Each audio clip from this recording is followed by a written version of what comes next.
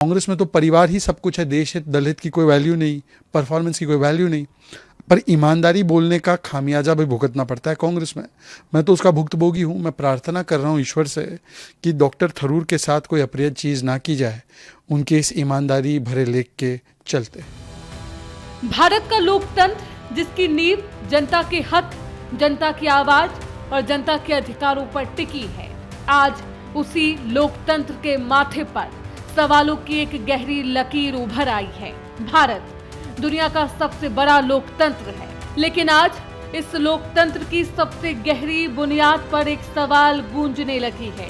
सवाल सत्ता का नहीं है, सवाल अधिकार का है, सवाल जनता का नहीं है, सवाल परिवार का है। दिलचस्प बात यह है कि सियासत के महाभारत में ये सवाल कोई और नहीं बल्कि कांग्रेस के दिग्गज सांसद शशि थरूर ने उठाया है।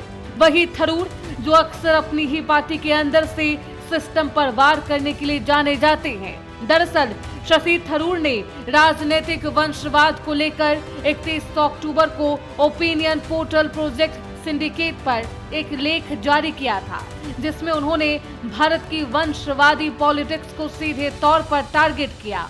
अब आखिर शशि थरूर ने ऐसा क्या लिखा, ये आपको बताते हैं। थरूर ने आर्टिकल के एक अंश में लिखा, भारत में राजनीति फैमिली बिजनेस बन गई है। जब तक राजनीति परिवारों के इर्द गिर्द घूमती रहेगी, तब तक लोकतांत्रिक सरकार का असली मतलब पूरा नहीं हो सकेगा। ये समय है जब भारत को वंशवाद को त्याग कर योग्यता आधारित व्यवस्था अपनानी चाहिए। उन्होंने लिखा, गांधी परिवार की विरासत आजादी के आंदोलन से जुड़ी है, लेकिन इसी कारण लोगों में ये सोच भी बढ़ी कि राजनीति कुछ परिवारों का जन्मसिद्ध अधिकार है। जब राजनीतिक सत्ता का निर्धारण योग्यता, प्रतिबद्धता या जमीनी स्तर पर जुड़ाव के बजाय वंशवाद से होता है, तो शासन की गुणवत्ता प्रभावित होती है। ये तब और भी ज्यादा समस्या पैदा करता है जब उम्मीदवारों की मुख्य योग्यता उनका उपनाम हो। शशि थरूर का ये बयान, ये लेख सिर्फ एक लेख नहीं है, ये एक चोट है, एक ऐसी चोट जो सीधे लगती है उस पार्टी पर जो आज भी अपनी पूरी संरचना, अपने पूरे नेतृत्व और अपने पूरे फैसले को एक ही परिवार की मुट्ठी में कैद रखे हुए है।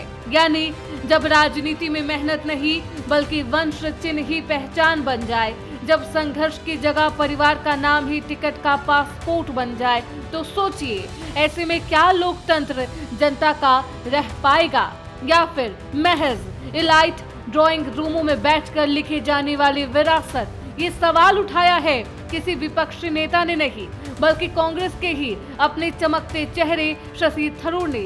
अंतर्राष्ट्रीय मंच पर लिखे अपने धमाकेदार लेख में थरूर ने साफ कहा कि भारतीय राजनीति परिवारों की जायदाद नहीं है।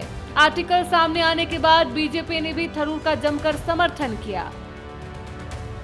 हालांकि भारतीय राजनीति में वंशवाद की चर्चा कोई नई नहीं है, लेकिन जब ये चर्चा भीतर से उठे तो सवाल और भी चुभता है, आवाज और तेज सुनाई देती है और चोट सीधा दिल पर लगती है। कांग्रेस पार्टी जिसने आजादी के लिए युद्ध से लेकर भारतीय लोकतंत्र की शुरुआती दशकों तक राष्ट्र की राजनीतिक दिशा तय की, आज अपनी पहचान और अस्तित्व के लिए जूझ रही है, परेशान है। हालांकि इस लेख को लेकर कांग्रेस कवर अप करने की कोशिश कर रही है, लेकिन कांग्रेस शायद ये नहीं जानती कि हकीकत की आवाज को किसी कवर से फर्क नहीं पड़ता।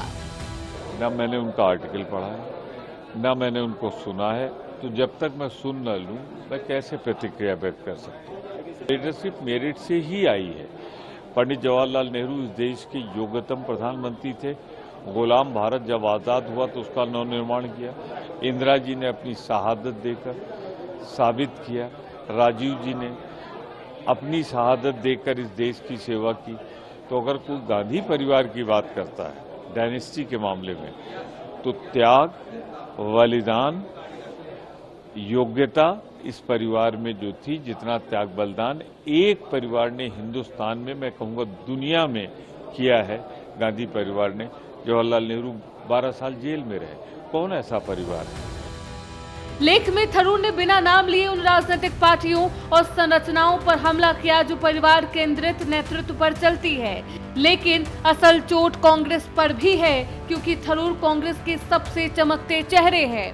कांग्रेस नेता शशि थरूर ने जिस सच को शब्द में बयां किया है वो कोई नया खुलासा नहीं है, लेकिन हकीकत का आईना जरूर है। लेख में साफ कहा गया कि भारत में राजनीति प्रतिभा से नहीं, रिश्तों से चलती है। देश में यूनिवर्सिटी ऑफ डेमोक्रेसी नहीं बल्कि फैमिली लिमिटेड कंपनी चल रही है और इसके सबसे बड़े पोस्टर बॉय वर्षों से कांग्रेस खुद रही। नेहरू से लेकर गांधी नेहरू परिवार तक सत्ता की चाबी पार्टियों के हाथों में नहीं बल्कि एक खानदान की तिजोरी में बंद रही।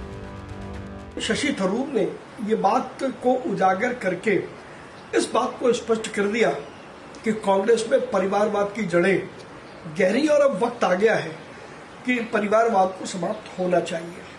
और यही कारण है परिवारवाद का, जिसके कारण से कांग्रेस, जिसने 7 दशक तक देश पर राज किया, आज क्षेत्रीय पार्टी के साथ उसको समझौता करना पड़ता है, अपमान भरा समझौता करना पड़ता है चुनाव लड़ने के लिए। तो इसका मूल कारण यदि देखेंगे तो केवल और केवल परिवारवाद है। मैं शशि थरूर को बधाई देता हूं कि कम से कम उन्होंने इस बात को बहुत निडरता के साथ में उठाया। कांग्रेस जिसने 6-7 दशक तक देश पर शासन किया, वो केवल और केवल एक ही परिवार की पूजा करता रहा और वही परिवार जब से लेकर के आज तक कांग्रेस का नेतृत्व करता आया है। बाकी क्या कांग्रेस में ऐसे लोग नहीं है जिनमें इस बात की संक्षिप्तता हो कि वो नेतृत्व कर सकते हैं? जिन जिन लोगों को मौका दिया गया, जैसे वर्तमान में मल्लिकार्जुन खड़गे हैं, खड़गे कहने को तो अध्यक्ष हैं लेकिन वो रबर स्टैंप अध्यक्ष हैं। थरूर की बात इसलिए भी काफी महंगी है क्योंकि ये आरोप विपक्ष से नहीं है बल्कि उसी पार्टी के भीतर से उठा है जिसने दशकों तक देश को चलाया। शशि थरूर ने अपने लेख में साफ कहा कि भारत को अब वंशवाद नहीं, योग्यता को स्वीकार करना होगा। लेकिन सवाल ये है कि क्या कांग्रेस में योग्यता की जगह है या पार्टी का भविष्य वही रह जाएगा? नामदार चले और कामदार देखता रहे। ये पहली बार नहीं जब शशि थरूर ने पार्टी लाइन से अलग बात कही होगी। इससे पहले भी कांग्रेस सांसद शशि थरूर कई बार पार्टी के आधिकारिक लाइन से अलग थलग बयान देकर सरकार का समर्थन करते रहे। बहरहाल थरूर का लेख सामने आने के बाद इसे लेकर सियासी विवाद भी जारी है। बीजेपी कांग्रेस और गांधी परिवार पर सवाल उठा रही है, वहीं कांग्रेस पार्टी के नेताओं की ओर से गांधी परिवार के सपोर्ट में प्रतिक्रियाएं भी आ रही है। Bureau report, prime news.